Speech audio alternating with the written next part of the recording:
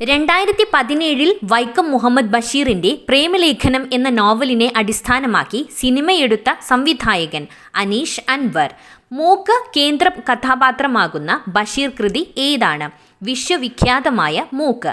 സാഹിത്യലോകത്ത് ഏറെ വിമർശനങ്ങൾ ഉണ്ടാക്കിയ ഒരു ബഷീർ കൃതി. ശബ്ദങ്ങൾ.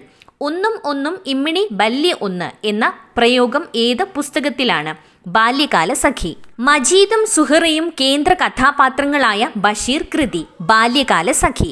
ബഷീർ എഴുതിയ തിരക്കഥകൾ ഏതൊക്കെ? ഭാർഗവീ നിലയം, ബാല്യകാലസഖി. ബാല്യകാലസഖി സിനിമയായി സംവിധാനം ചെയ്തവർ ആരൊക്കെയാണ്? ശശികുമാർ 1967, പ്രമോദ് പയ്യന്നൂർ 2014. ബഷീറിന്റെ എടിയെ എന്ന ആത്മകഥ എഴുതിയത് ആരാണ്?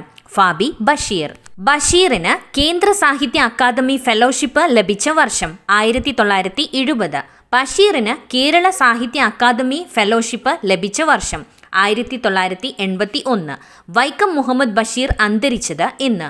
1994 ജൂലൈ 5.